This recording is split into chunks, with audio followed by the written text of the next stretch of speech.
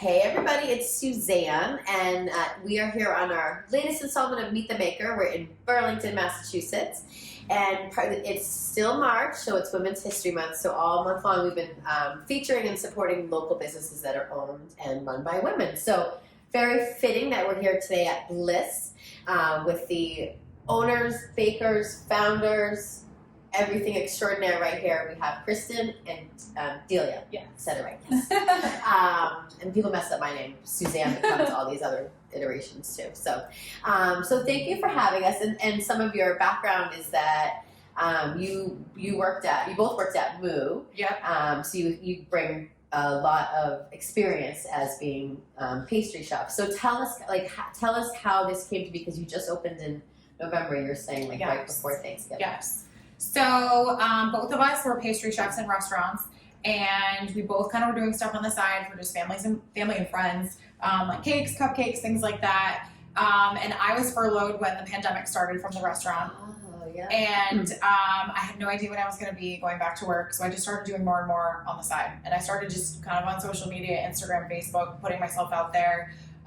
And then it just kept evolving and turning into bigger and bigger and bigger. And so I was renting kitchen space. Oh, wow. And I knew Delia was still working at the restaurant in Andover. She was at La Fina.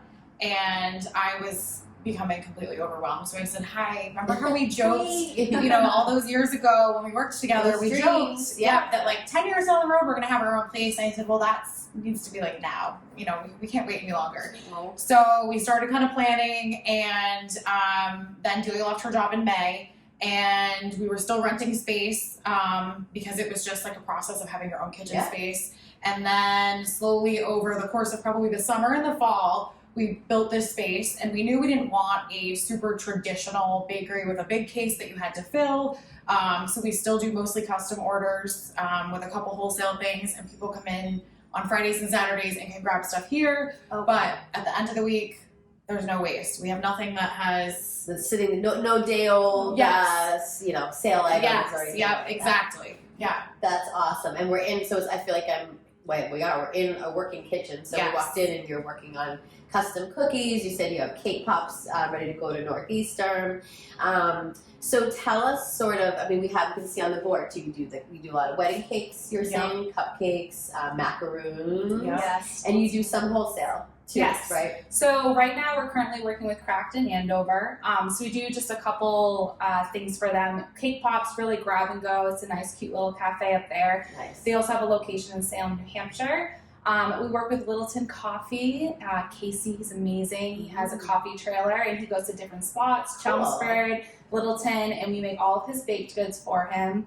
Muffins, our famous bacon cheddar scone. People line up for those. And we do all of his coffee syrups. Yep, and all of his coffee syrups Like for him flavorings. too. Oh, cool. Yep. Wow. And then throughout the holidays, we work with other, small businesses. We worked with Salt and Grove in Newburyport, and we work with Westside Creamery and make all of their chocolate chip cookies, brownie cookies for their ice cream sandwiches. Oh, Yeah. I'm so hungry right now. I know, right? It's awesome. It's dangerous. What is your all-time favorite thing to make? Is there, for both of you, is there a certain, you get a call and you're like, okay, this is a great challenge, or you get a call and you're like, I love making XYZ. Do you both have a certain sort of niche or passion? You go first. I would say I definitely love making cookies, but specifically like decorated cookies that have a theme. And that kind of also carries over into cake or cupcakes that people have a theme. And I feel like recently, I don't know if it has to do with the pandemic and everyone wasn't having birthday parties, but parents have gotten so creative with the birthday theme. So when someone calls and is like, hey, it's August, but my child is having an Easter themed birthday, can you help us make bunny cupcakes? Like they were having an egg hunt. We were like, of course we can do that. And some of the themes have just been hilarious and crazy based on what their kid likes. We did a blue bicycle theme because her 2-year-old was obsessed with his blue bike. Aww. So we turned it into a theme and made cupcakes and cookies all based on that. So I think for me, that's like my favorite part of it is rolling with, whatever someone's idea is and bringing it to life. Get extra creative. Yes. Right? How can you take that theme and then transit. Yes. So that's awesome. Yep. And how about you, Delia? My favorite part has to probably be the holidays. I really like coming up with the menus, like for Thanksgiving when we did all the pies and cheesecake and Christmas. I just think it's a great time when people get together and we get to do things that are a little bit different. I feel like we do a lot of birthday cakes, cupcakes, and all of that. But sometimes we get to step outside our comfort zone and do different things for the holidays. And when people come to pick up their order, it just makes us so excited when we get to see them and, you know, they're telling us their plans. And so it's kind of it's really great when you get to see people like that for the holidays. Yeah. So you were saying you are, you know, from the time that, so this, what, to be super clear here, everything's 100% custom. So by the time, you know, from the time someone either, you know, finds you on social media or calls or puts their order in, and then you said you're even out there on weekends delivering, you know, to the parties and the weddings, the events and all that. So that's amazing that you're so involved, you know, throughout the whole process. And that's, again, something that's so different than if you're, you know, just ordering on a website or, like you said, walking into a bakery where things are kind of just sitting there and they don't have a chance to coordinate with you guys. So that's awesome. And back to the your favorite thing. So you tell us about the pie, and then we'll get into some of the allergy stuff too. But you said, I asked them what their favorite Thanksgiving pie was, and tell them what you told me. Oh my God, pecan pie. So I have celiac, gluten free. So we always try to have a lot of allergy friendly things on hand. Huge. Yes. But Kristen surprised me with a pecan pie for Thanksgiving. She's like, you gotta try it, and I can never have pecan pie. So she made me one, and it's probably my new favorite now. I think I'm switching from apple to pecan. It does have brown butter and bourbon in it. And just vanilla ice cream on top. Nothing wrong with that, right? So good. So good. Sounds amazing. And I was telling him I can justify anything, so I was like, well, pecans have protein. Yeah, there you go. It's Just a baby slice every couple of hours. You know, it's fine. Break it down. Right, exactly. Little bites here or there. That's so much fun.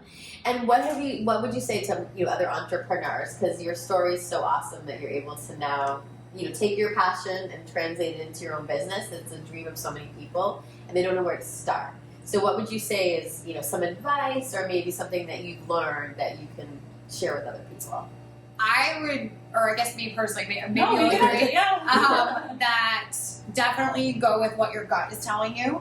And you don't have to fit into the mold of everything. I think sometimes we have people walk in here and they're fully expecting it to be a very stereotypical bakery. There's a full case here, you can pick a million things, and it's not that. And so Delia and I try to stay true to like what we want to be doing, what we think is going to work for us. And so I feel like there are times where we're like, oh God, should we be doing this or doing that? That's what people seem to want. But so far, as we've been sticking to this, what we envisioned, it's been working. And so even if you might not fit the norm, I think just staying true to what you're interested in and what you want to do and just keep pushing forward. Ignore the noise and the chatter. Well, it's always been done this way. And you're like, well, not anymore. And again, maybe one of those sort of, hey, we can make custom cupcakes for the law enforcement. Right. But part of the pandemic, I think, too, like some of the silver linings we always talk about is that people are able to do these really unique things, right? So you're able, we're all used to now, doing things virtually, right? Yeah. So it's just, I think it's opened up so many doors, and it's great that you took something, what for a lot of people would be like, oh my gosh, I got furloughed, and it's like you took that moment and you made it into your dream. I love those kind of stories. And it was about a full year by the time the restaurant was like, hey, we're ready to have you come back. And I thought about it like, ooh, should I go back? Should I go part-time? What should I do? And I was like, you know what? That's not really what I want to do, long term. So I was like, this has already started. Let's just keep going. And follow your gut. Like, that's where I want to be. And I never went back. That's awesome. So, which I probably never would have been ballsy enough. I'm sorry, I'm not supposed to say that. It's awesome. I never would have probably just up and quit my job. Yeah, of course. I would have been way too afraid. Yeah. It's like that moment that, like it's a pivotal moment. Yeah, I always say that. Like the universe kind of stepped in and was like, nope, like this is, the path we're taking now instead. That's huge. And how about you? Any kind of to piggyback off that too, I think I've always had a plan, and kind of going into this, we had a plan, but it's always going to be a learning curve. It's a journey. I think because we got in here the week before Thanksgiving, both of us didn't really have a second to just take a second, kind of look around and be like, wow, we did all of this. Like, we have a lot of guts. We are super strong mentally, physically, I think to take that next step, like Kristen said, I don't know if I would have done that if I didn't have a business partner to do it with and a good friend. And it's just always going to be a learning process. And it's okay to ask for help. Mm-hmm. My sister is also an entrepreneur. She owns a hair salon in Reading. Nice. And I go to her a lot for business advice. I think it's always going to be something that you can learn, you can change.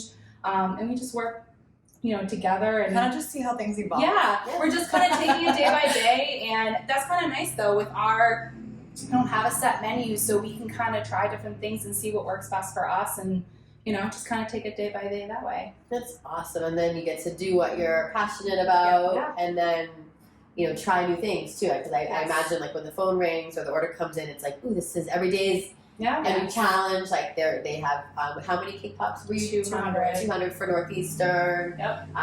You've done, what's the biggest order you've done? Like how many All pieces? the macaroons, Probably probably. 1,200 macarons. Yeah, 1,200 macaroons. Because that's 2,400 shells. So, Oh, yeah, wow. so we were piping. But, Wow. yeah, it's great. And we did it all by hand, like no machines. Yep. Yes, let's talk about that real quick too. So a differentiator and a great question that Becky had earlier when we were all kind of chatting was, what's the price point, right? Because some people might think, oh, it's custom, and is that going to put me out of the league? Can I afford to have my kids' cake or special occasion? So talk a little bit about that, and also what you were saying with everything is custom, everything is handmade. You're not using mixes, like it's scratch. Yep. 100%. So Yep. talk a little bit about that. So everything we do make is from scratch. We bake usually 2 orders. So the cake that you're getting on Saturday, we baked, the day or 2 beforehand. It wasn't baked 3 months ago. It does not come from a mix. It's coming from us, scaling the ingredients, getting everything ready. The same with the decorating. We make all of our fondant toppers, all the decorations. Really the only thing that we probably don't make is that we have an edible printer, so we can print people's images or business logos and then cut them out. But that is probably the only thing. Wait, is there's an edible printer? Yes. That's so cool. Yeah. So actually, can I grab what they made for us real quick, just as an example? So we walked in and there was this nice little Suzanne and Company cookie. So if people are looking to do things like logos for their Yep. businesses or Yep. their universities or something like that, Yeah. talk about custom like that. And also I was thinking the fact that things are individually wrapped is really Yes, important That's been during huge. Yes, Co- we've been COVID doing a lot of times. that. Yeah, yeah. For sure. That's so cool. I never knew there was an edible printer. Yes, That's I know. cool. It's come in handy a lot because everyone, I would do a lot of birthday cakes with things from Disney and other characters, so sometimes we use it for that. So What about a picture? Like a picture of a yeah, person? yeah. we did I think it was like a nurse cake or something was a doctor and they were Yes. retiring and we did Her original her graduation original photo with her which was little really nurse cool. hat and everything on her That's cake. so Yeah. fun. These are good ideas. Yeah, I yeah. love it. That's And awesome. I guess in terms of price point, I feel like we try to be middle of the road. We know that people have a budget. We know that people are trying to stick within it.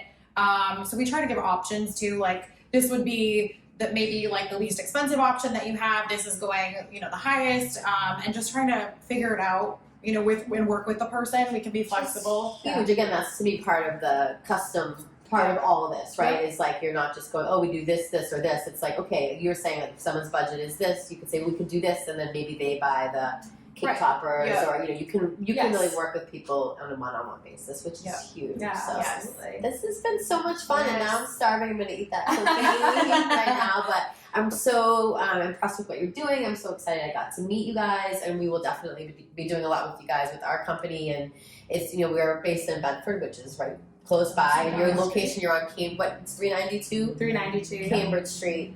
So super convenient location if whether people are picking stuff up, or what's your geography for deliveries?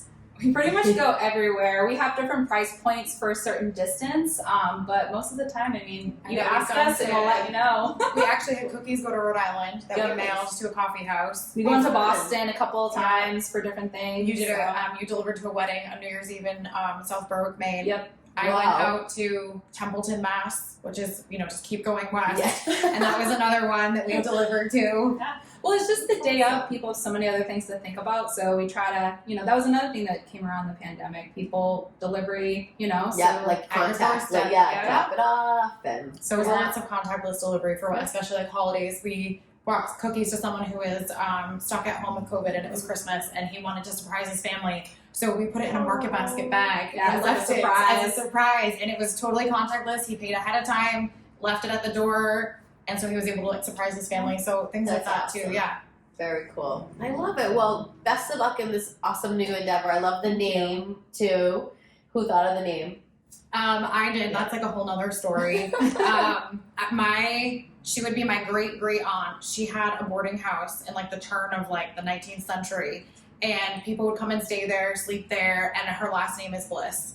And their family was just very like up and coming with restaurants and all these different things. Wow. And she never had any kids, and so like we have a lot of her kitchen utensils, a lot of like her cookbooks. Let's get the chills. Yeah, I like love all it. kinds of stuff, and I felt like Bliss could really go with anything, you know, like Mhm. depending on how this evolved. And I love sugar, so like Bliss type of, you know, feeling when you eat Yeah. sweets. So it kind It's of funny when we see it places we're like, oh god, this just was meant to be. Yeah, Like on a sign or something, Yeah. you know, random things. It's a great name. I love it, and that's cool. I always love that family connection. So, Yep. so I'm sure she's looking down and going, yeah.